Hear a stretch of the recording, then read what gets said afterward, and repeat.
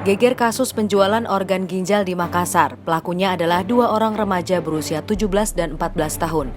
Sedangkan korbannya yang dibunuh berusia 11 tahun, lalu ginjalnya akan dijual. Saat ini polisi telah menetapkan kedua pelaku sebagai tersangka.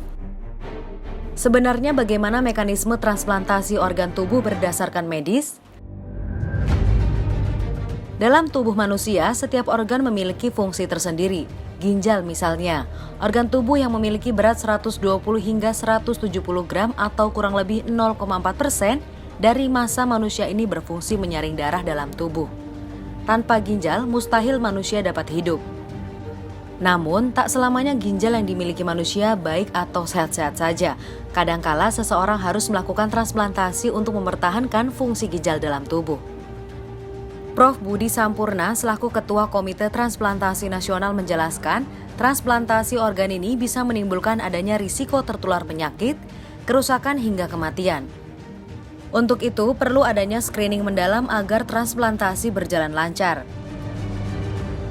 Pada umumnya, tentu harus kita mengatakan bahwa orang yang memberikan organnya, jadi sebagai organ yang akan didonorkan itu harus betul-betul sehat ya, sehingga bukan hanya organ donor yang diberikan itu sehat sehingga si penerima sehat. Yang lebih penting adalah si donor ini jangan sampai mengalami kesulitan kalau sudah diambil barang tadi. Dia harus tetap sehat itu.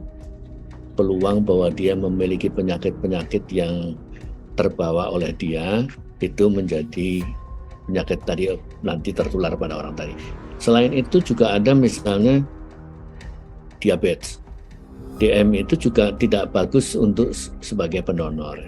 Jadi mereka ini juga mestinya periksa itu, dan kalau ada tidak kita jadikan prioritas sebagai pendonor itu ya. Tentunya risiko tertular dari penyakit-penyakit tadi mulai penular atau terkena penyakit-penyakit yang lain yang mudah kemudian mengakibatkan kerusakan lagi jadi muncul gitu ya.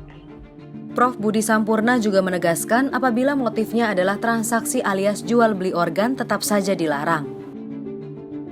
Di dunia dikenal untuk melakukan itu harus mengikuti tata cara yang seperti yang kita anut juga, yaitu tidak boleh jual beli, tidak boleh dikomersialkan, dan tidak boleh diperoleh dengan cara yang tidak benar ya, misalnya dipaksa, dipengaruhi supaya orang tadi, atau boleh dikatakan ditipu atau di apapun itu, sehingga bisa diambil tanpa orang itu tahu. Apalagi orang itu kemudian di dalam keadaan dilumpuhkan atau dihilangkan kesadarannya kemudian diambil. Itu sama dengan kekerasan ya, dengan kekerasan itu sama.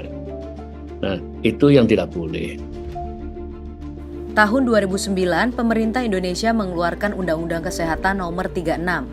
Dalam pasal 64 ayat 3 UU tersebut tertulis jelas dilarang bertransaksi atas organ ginjal. Bila dilakukan, pidana 10 tahun penjara dan denda 1 miliar siap dijatuhkan. Hal tersebut sesuai dengan ketentuan pasal 192 UU Kesehatan.